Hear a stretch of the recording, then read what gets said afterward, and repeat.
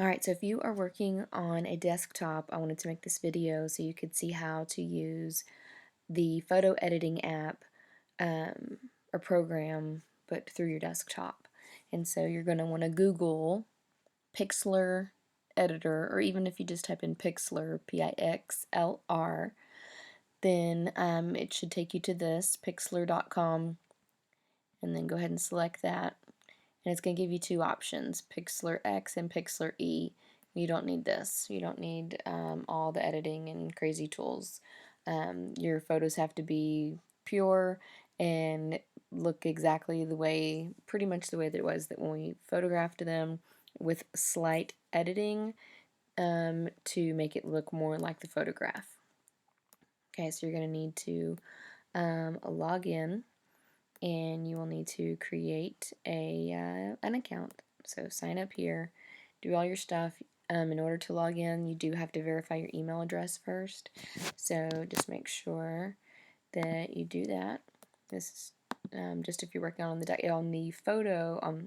phone, the Pixlr phone app, you don't have to create a username or anything.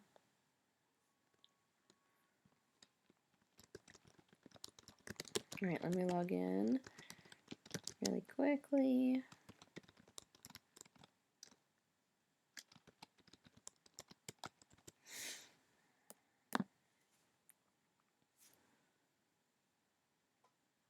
Okay, and then which one do you want to use? We want to use the X one, then launch. And then you will need to, before you get into this, you do need to go to your Dropbox account.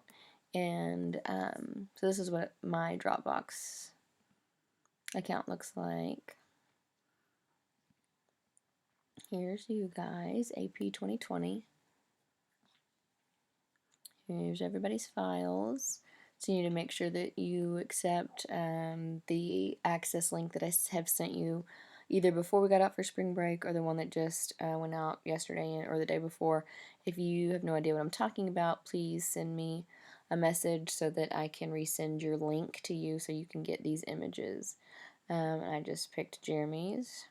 So for upload, this is what we would have used at school.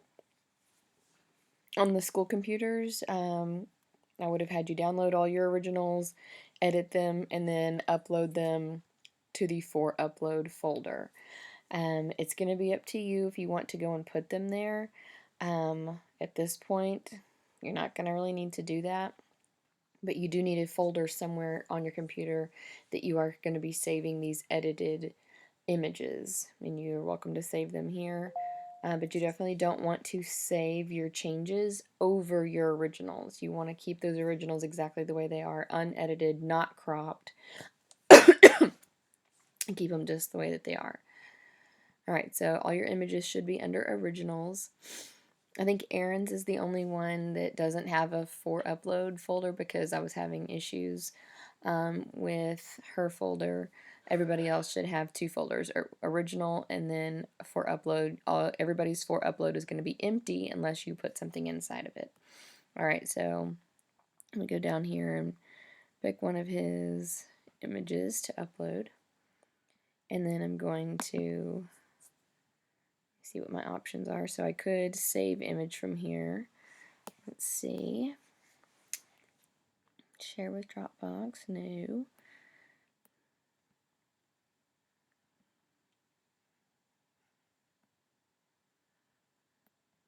Used to, there was like a really, oh, there we go, download. Okay, so you just have to look around for a minute. Okay, so it looks like it's going to be over here on the sidebar, the three little dots, and download. There it is.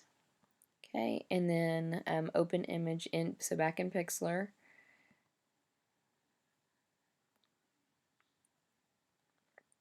I already had some images here. I'll just pick one of these. But this is where it would go. So I told it to go to my downloads. So I could go to my downloads and find it there. Maybe. Alright, there it is. Alright, so I would leave this alone. Yes, we do need to resize it, but we actually don't want to resize it until we are done with it, because what's going to happen is if we change the size now and then we crop the image to be smaller, then our pixels are going to be even smaller than the requirement they need to be. So I would just leave it full HD and apply. Alright, so here is Jeremy's artwork. Here's your tools over here. The only thing we really need to be worrying about is cropping and adjusting. None of these other tools. We don't need to use them. Okay, so crop. And this one, the phone app does not let you do this, or that I could find, but maybe I didn't really pay attention. This one allows you to straighten if I accidentally took the photo a little crooked. It does allow you to tilt the image a little bit. Alright, so we need to crop this down.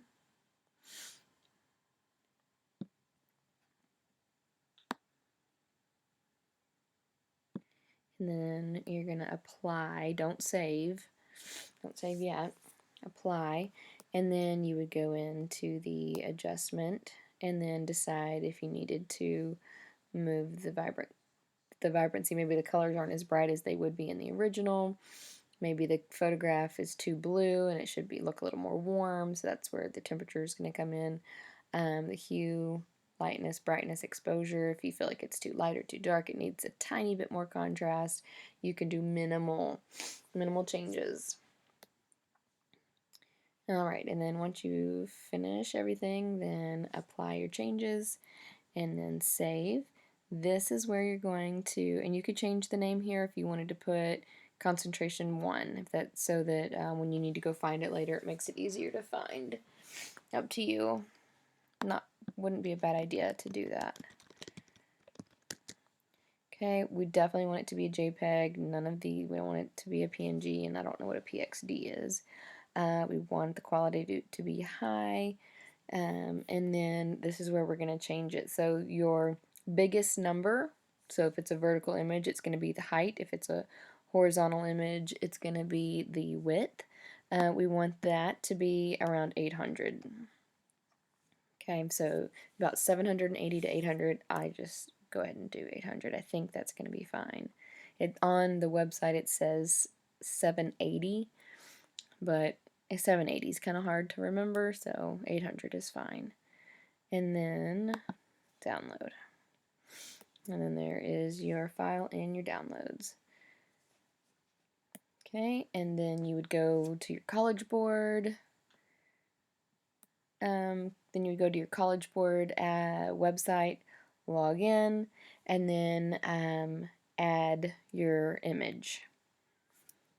And then you can always, once you're in College Board and you upload your image, always make sure you save each little change, so constantly save your changes. Alright, and I think that is it on photo editing on the computer.